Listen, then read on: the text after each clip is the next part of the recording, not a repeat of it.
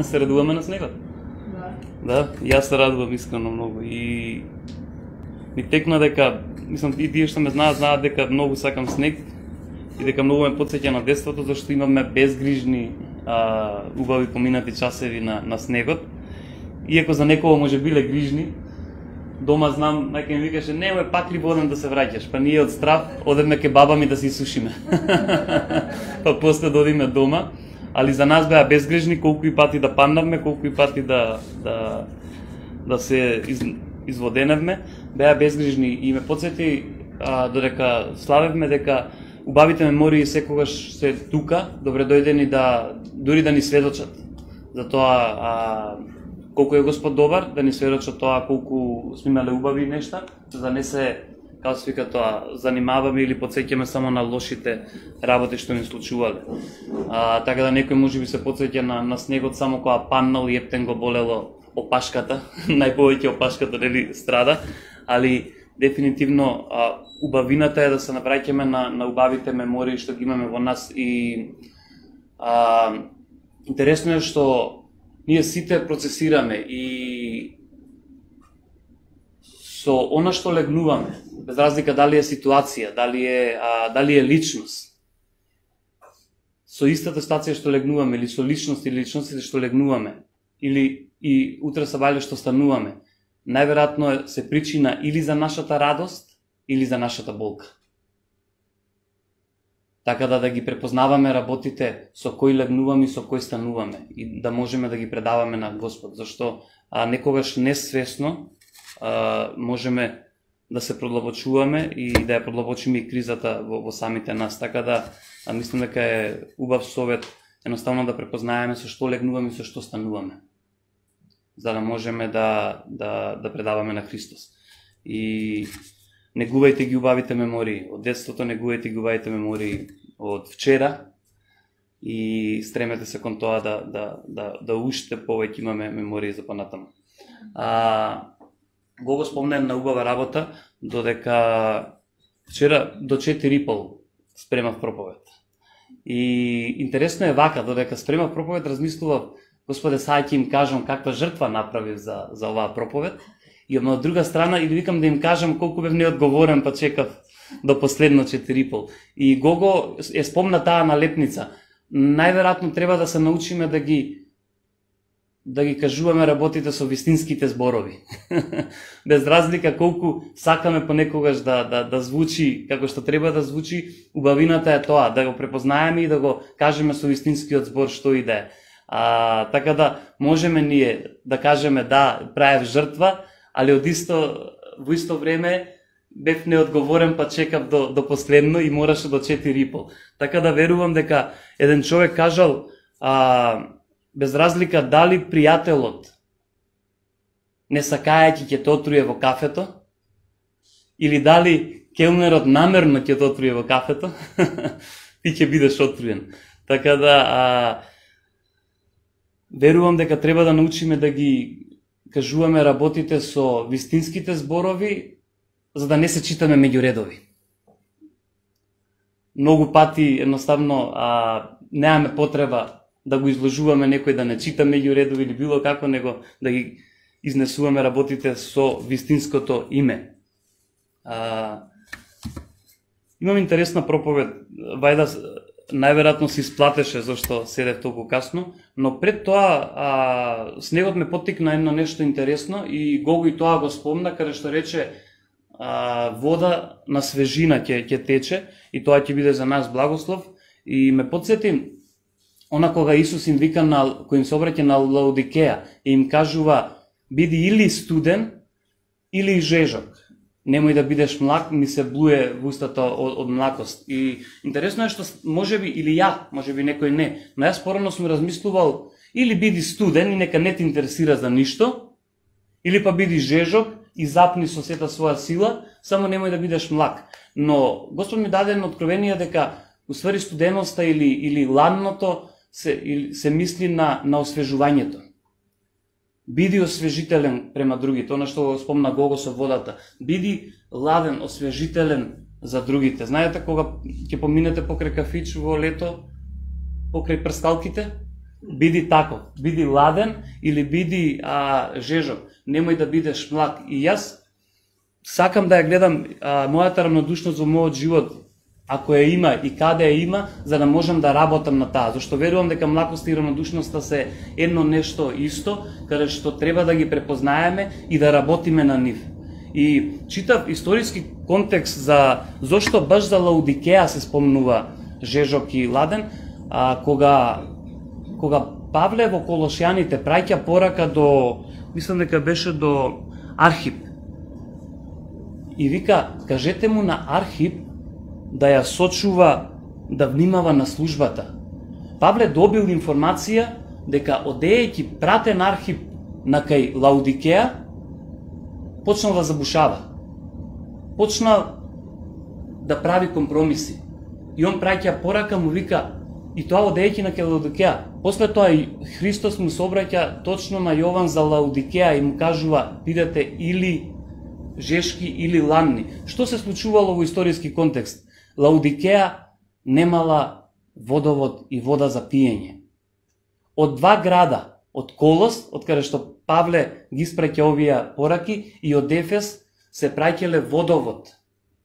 Пред Лаудикеја се судрувале тие водоводи и никако водата да стигне или ладна или жешка. Стигнувала млака секогаш во Лаудикеја. Исус, знаејќи го тоа, му го објаснува на Јован, каже му, Павле, знаејќи го тоа, го зима како пример да му каже, сочуваја, немој таму да им појдеш млак. Така да јас верувам дека овие работи лично прво ние треба да ги препознаваме и да ги негуваме. Зошто? За да не дојдеме рамнодушни во ситуации, или ако дојдеме рамнодушни, да ги препознаваме нештата, да не биде млак. Ја не се плашам дека Христос ќе не изблуе. Да сме најасно за овој дел. Јас се плашам дека понекогаш и на нас самите ни се блуе од самите наши постапки. Така да убаво е да ги препознаваме тие работи. Ајде ќе читаме Евреи 2 глава 17 и 18 стих.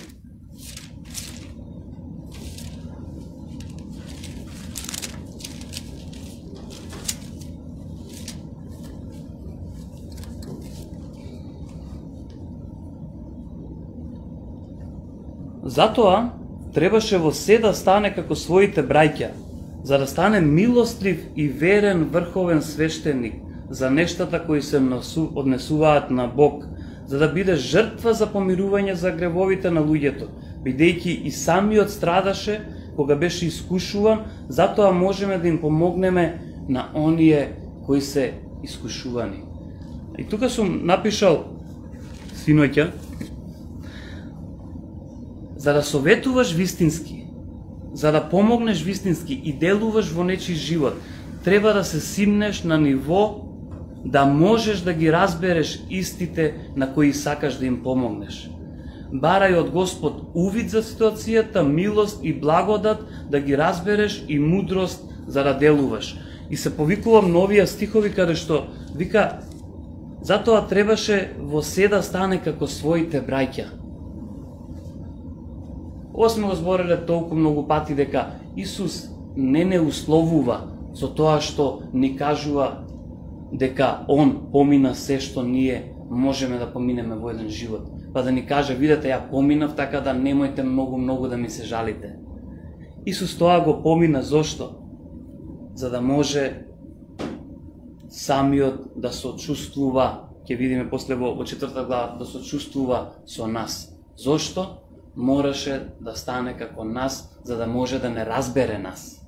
За да може да не, и не само да не разбере, и да не прифати нас.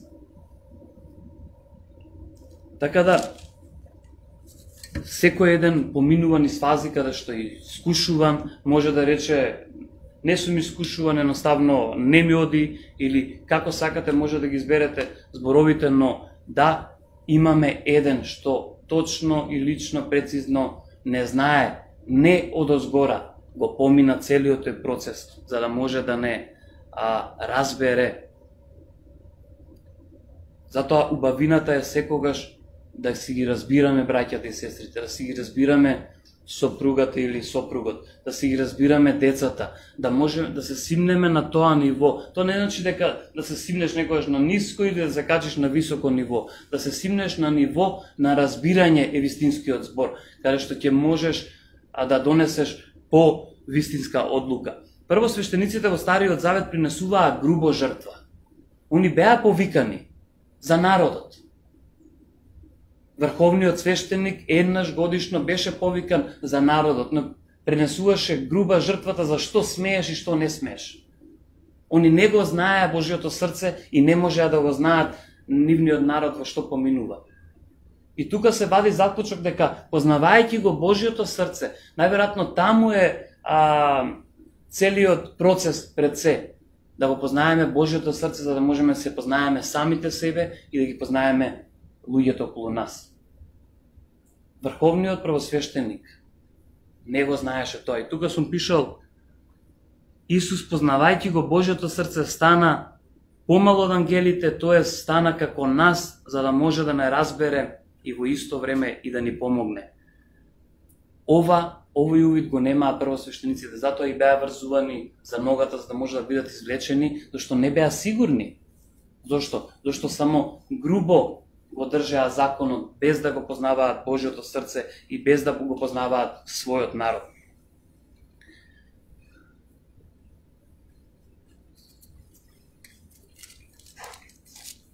Знаете, интересно е што и за Мојсей, во 4 глава, исто Евреи 14-16, и за Мојсей за Исус пишува дека си го сакаше и си го знаеше својот дом. И стварно беше така. Стварно Мојсей ги познаваше неговите, затоа можеше да ги избави. Истото случува Исус, но кажува дека Мојсей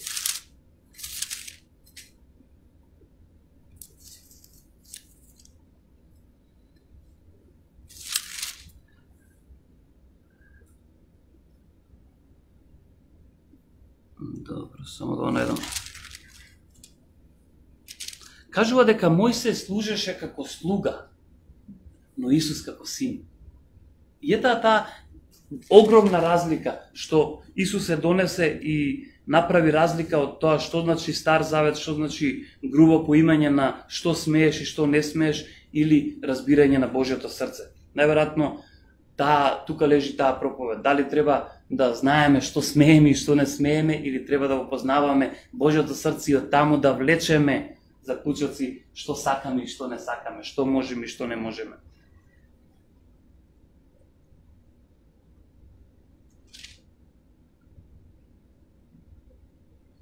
И така, бидејќи имаме врховен свештеник кој помина низ небесата, Исус, Божиот син, да се држиме цврсто за верата која исповедаме, зашто немаме врховен свештеник кој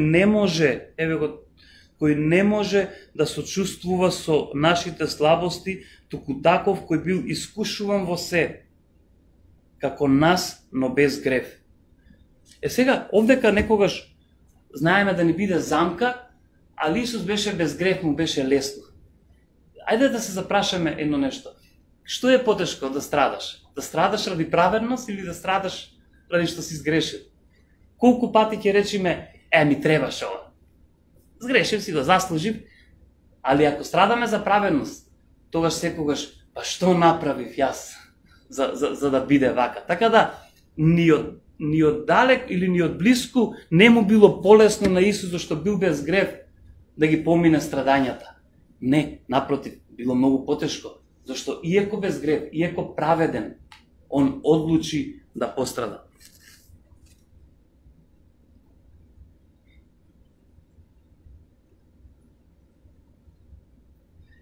И така да пристапиме смело кон престолот на благодата, за да примиме милост и за да најдеме благодат, која ќе ни помогне во време на нужда. Вау. Замислете ако реакцијата на Исус во нашите животи е водена од тоа што смееме и што не смееме. Ја мислам дека ќе настане покол. Ова смееш, ова не смееш, ова вака го направи погрешно, она нака го направи погрешно. Овдека сгреши, ја вака ти реков, ти вака направи. И сите тие работи само ќе донесат тежина, ќе донесат момент на тоа да не знаеме кои сме, да знаеме што сакаме, што смееме и што не смееме. Така да, тогаш зошто и ние би постапувале така со самите себе? Зошто и ние би постапувале? Зошто на крај на оваа изјава Павле кажува, затоа бидете смели да пристапите кон тронот на благодата. Кон тронот каде што нема да ве боли она кога сте утнале. Каде што нема да ве бидеш покажан со прст она кога ќе сгрешиш. Него напротив, ќе најдеш смелост да пристапиш за да можеш да најдеш освежување во твојот живот, за да можеш да најдеш мотив да станеш утре, за да можеш да најдеш мотив да продолжиш со континуитетот во твојот живот.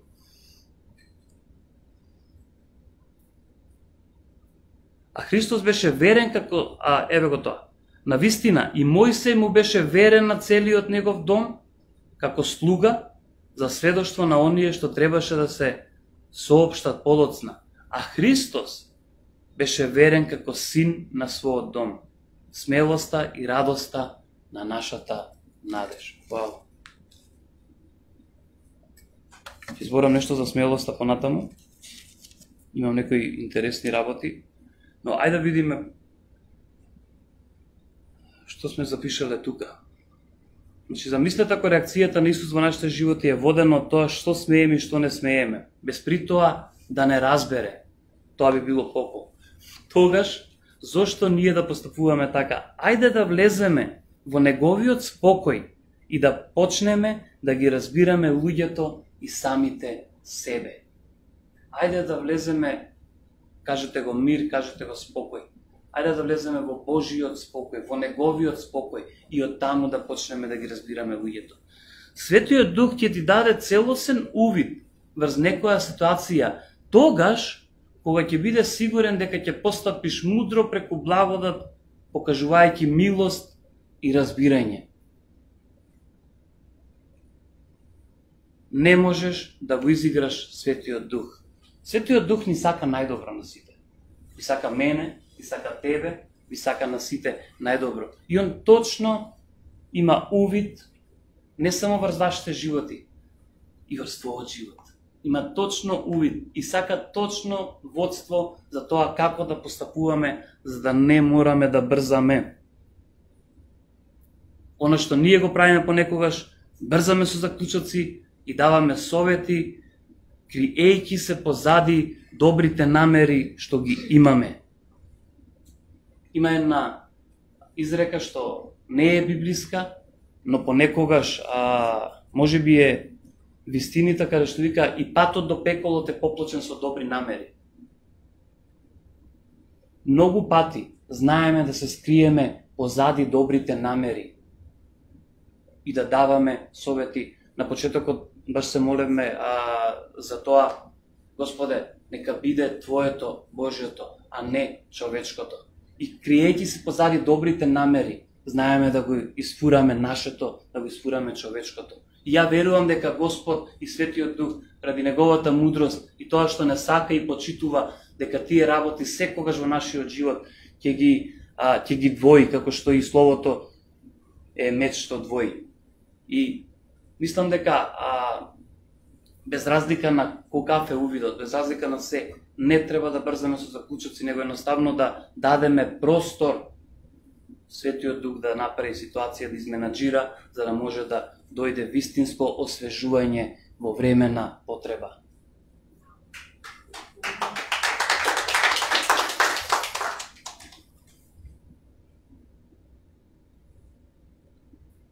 Процесот кој е неопходен и ќе делува врз тебе како терапија во вакви ситуации е наречен трпение. Она што е можеби најнесватено или она што можеби е најотфрлено од наша страна, а со тоа се лишиме самите од растеж во Христос, е трпението во Господ Христос. Еден пријател пред некој време во 8 сатот, мислам дека беше сабајле, уште бев во кревет, ми се јавува, вика, брат, можеш ли да ми кажеш дали има врска трпението со... Чекай, кој збор беше?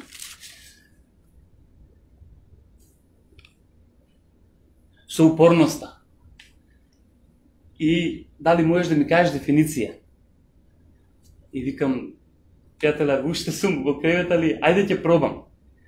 И ми дојде на многу убава дефиниција, нели, дефиниција, не мора дефиниција, многу убава реченица што треба да се испитува, али убаво звучеше и верувам дека има голема поврзаност. И за тоа нешто ќе спомнам баш врз трпението и што е подкрепено со упорноста. И сум пишал, трпението е активен чин, во моментот му пишував, е активен чин на исчекување на нештата што сме ги барале да ги видиме, во потполен мир, правејќи од нас неуморно упорни, но не и напорни. Само една придобивка за растежот на душата е поголема од трпението, а тоа е долгото трпение. Ајде повторам уште еднаш. Трпението е активен чин на исчекување на нештата што сме ги барале да ги видиме во потполен мир, правејќи од нас неуморно упорни, но не и напорни. Само една придобивка е за растежот на душата поголема од трпението, а тоа е долгото трпение. Јас верувам дека за она сето што го спомнав, за сите тие добри намери, за сето она што Господ сака да не води, главна улога има колку ние сакаме да ги видиме вистинските крајни цели во нашиот живот и во животот на другите. Инаку ќе бидеме краткогледни и ќе бидеме водени само на од ден за ден. Но верувам дека во секој еден од нас Господ става визии, Господ става планови, идеи, но Господ става и увид за како ќе биде понатаму.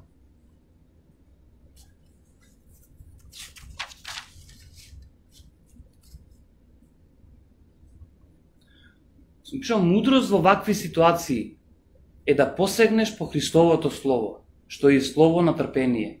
Откровение 3 глава, 10 стих, пишува, моето Слово е Слово на трпение. Мислам дека и тука им собраќа на Филаделфија, на црквата на Филаделфија, и кажува дека моето Слово е Слово на трпение. Христовото Слово е Слово на трпение. И тоа не само да посегнеш по тоа Слово, него и да се одржиш во тоа Слово. Процесот на одржување е процесот што нас не расте или ни носи континуиран раст. Оваа дефиниција, после размислував и викам, Господе, што изразува ова? Вика, изразува молитвата. Оваа дефиниција за трпението е изразува молитвата. Имаме неколку вида, разни вида на молитва, но верувам дека секоја молитва е проплетена со трпение и долго трпение, во потполен мир, очекувајќи дека ќе го видиме за она за што сме се молеле.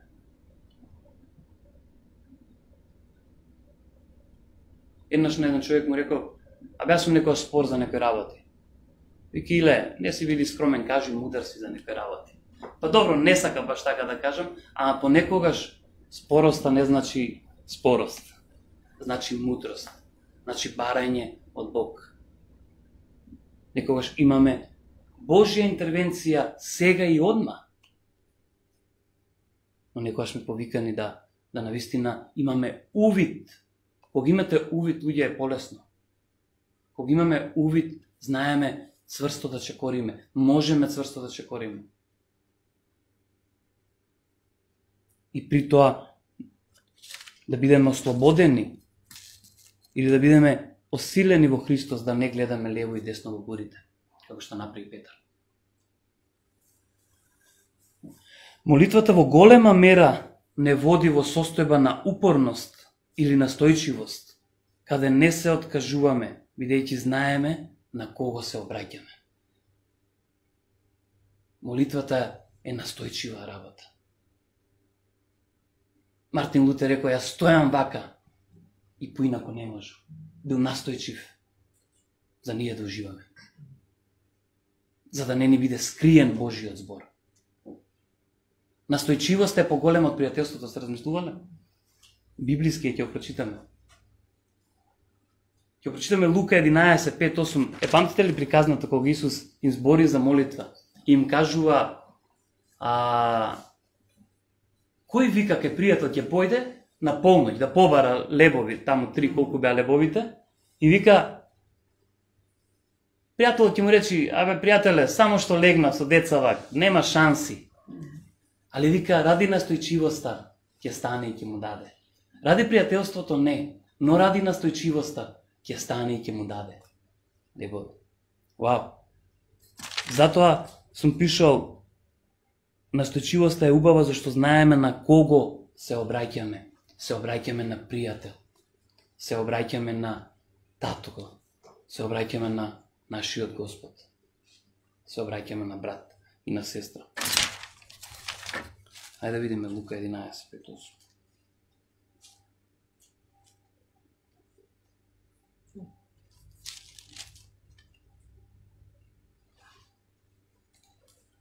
И им рече: ако некој од вас има пријател и појде кај него на полноќ и му рече: пријателе, дај ми назаем 3 леба, зашто ми дојде пријател од пат, а немам што да ставам пред него.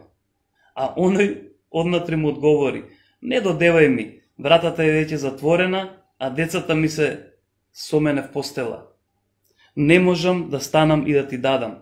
Ви велам, ако и не би станал да му даде затоа што му е пријател, ќе стане заради неговото настојување и ќе му даде колку што треба.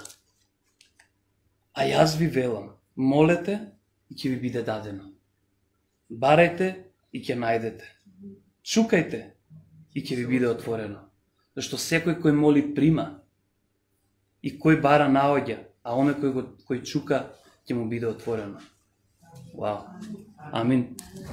Ева едноставноста на нашата вера во Христос. Повикот да се биде ко деца не е повик на понижување или повик на спуштање на твоето его или битисување. Повикот да се биде ко деца е да се разберат овие едноставни нешта во Христос.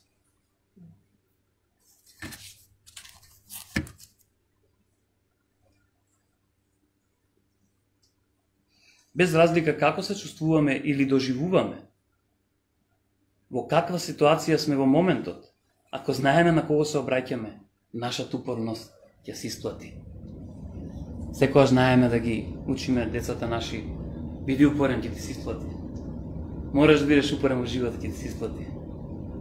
И еве го процесот. Без разлика како се чувствуваме, кога знаеме на кого се обраќаме,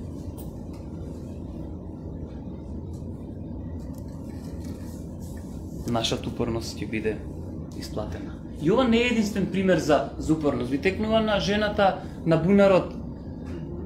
Исус си вика: абе жено, шо бараш ти од мене? Не вика Исусе, ја и кучињата вика, и од трошките каснуваат. Исус вика: скоро да ме надмудри. Имам нешто за тебе. Матеј, цариникот, сите додека го славеа Господ, сите додека кај што поминуваше, додека поставуваа прашања, он се качи највисоко и викаш: Исусе, дојди во мојот дом. Зошто го кажав без разлика како се чувствуваме? Примерот на крстот, каде што едниот од осудените немаше време да се чувствува за грешен, немаше време да се чувствува за праведен, немаше време да размислува за ништо. Само беше настојчив и му рече: Господе, помисли на мене уште денеска, без разлика како сум.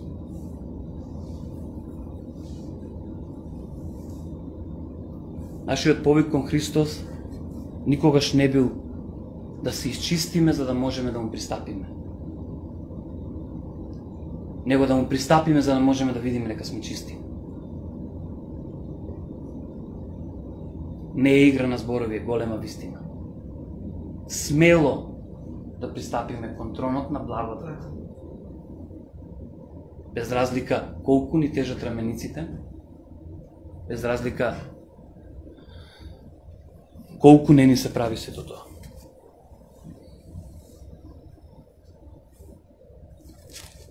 Затоа да не се фокусираме, сум пишал, на нас и на нашите грешки, туку на богатството на неговата благодат и љубов. Амин. Да не се фокусираме на нашите грешки, на нашите исправни ставови, ево да се фокусираме на богатството на неговата благодат и на неговата љубов. Што се случи? Матеј беше настојчив, дали се спојде кај него дома? Појде.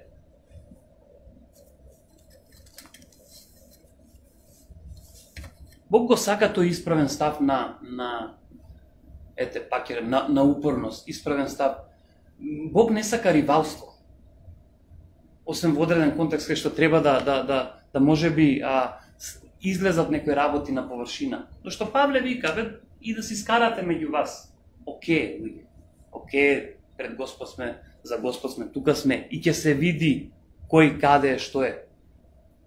Но Бог не сака ривалство, Бог сака да те види ти каков си. Дали си ранлив, дали си посилен, послаб од некого, без разлика. Господ сака те повикува, дојди и уживај во богатството на мојата благодат и на мојата љубов, без разлика од која позиција идеш во моментот. Ова е порака за светот, но ова е порака и за нас.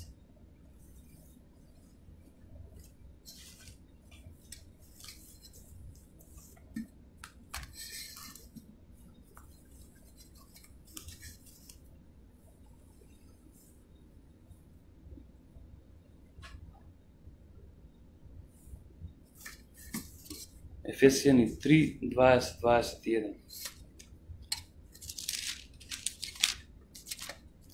Мене тука ми стана топло. Дали до ролкаве?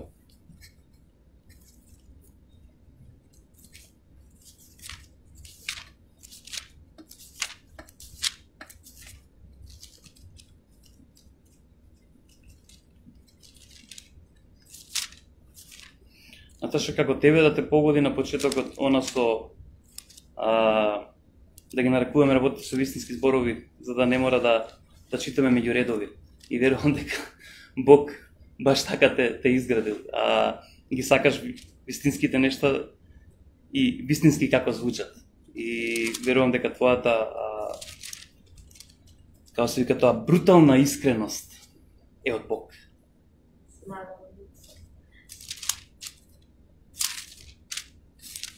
Секоме Ефес 3:20.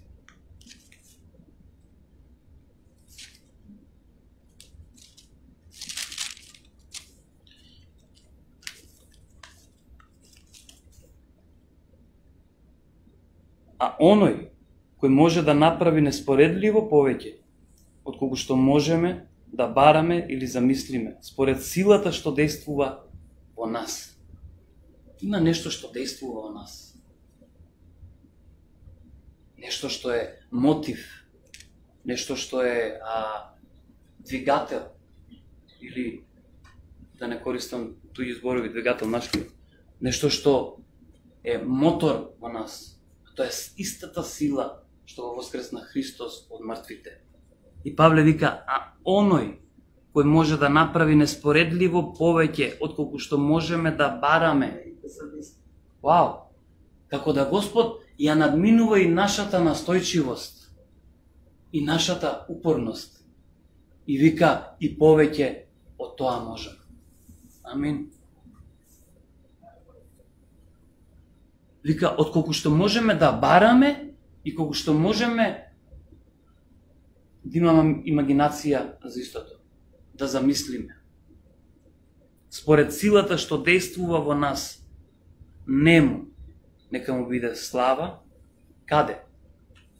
Во црквата и во Христос Исус, во сите поколенија за секогаш. Амин. Вау. Може да се помолиме за крај? Едноставно да уживаме, не само во снегот денеска, него да уживаме во... Вчера мислам дека во Исаија прочитав, вика, Господе, Ти нашите гревови ги направи почисти од памук. И памукот не е само израз на белина, памукот е израз на мекост, израз на уживање.